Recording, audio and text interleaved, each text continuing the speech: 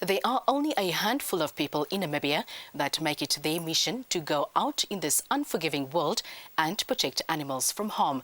Organizations like the Civilian Animal Protection Unit and the SPCA are home to these heroes.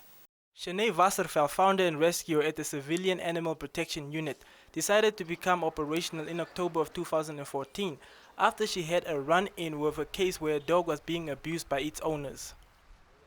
I'm the only rescuer in the group, so I do all the rescues.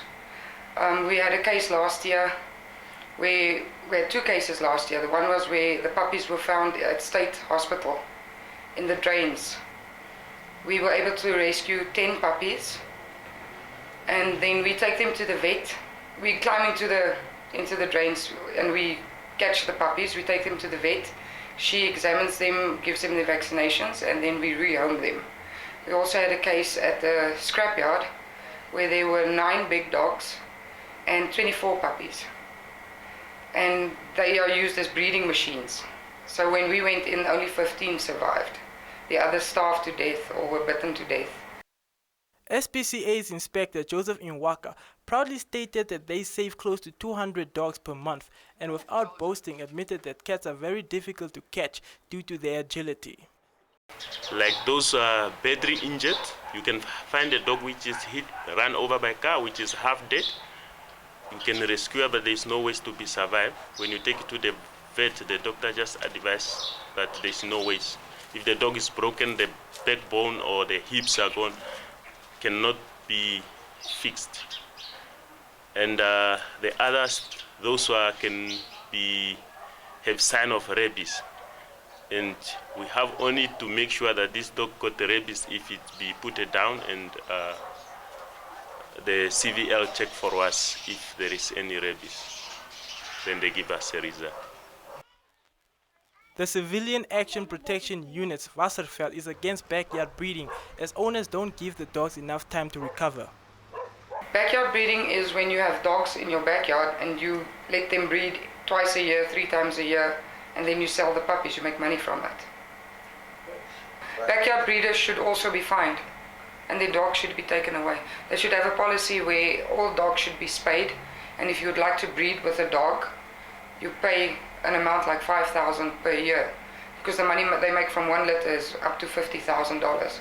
So they would be able to pay for that.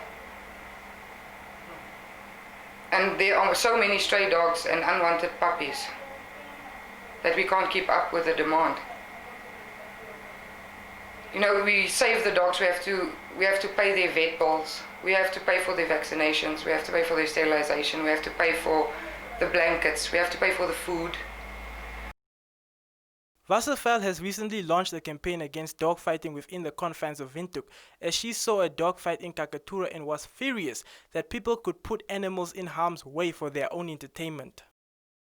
What we have established is that there are like two kinds of fights. You have your fights, for example, the one I saw in Kakatura, they are local guys. And I don't know how much money they bet on the fight. And then you have the more upscale fights. So the more upscale fights, we think, are the worst. And we would like to know what they do with the dogs afterwards. You feel great when you rescue an animal. The circumstances in which you go and rescue that animal aren't always very nice. It's not always very safe. But once you get the dog and it's in that state, and after about 2 weeks, sometimes our dogs go to foster homes. And they care for the dogs until we can get a permanent home for him or her, because we are pro-life. We don't euthanize dogs who are healthy. We try to find homes for them. You feel good, but you also cry a lot because of the state in which the dogs are. The News on One caught up with a different kind of hero. Robert Shibandeni takes care of cats at SPCA until they find homes. He told the News on One that all animals should be treated the same as human beings. Yes, that is what we are doing, because we used to take them care, like we used to pick those who are in the street to take them here, because to keep them safe. Yeah, here's the place where they can stay, so that they can feel also a good living. Yeah, because animals also, they are living living like the way us we are living. That's why we used to take them care also, so that they can have also comfortable. Yeah. In the eyes of animals, these people are a testimony that not all human beings are out to hurt them, and it also shows that people can have unconditional love for God's creatures.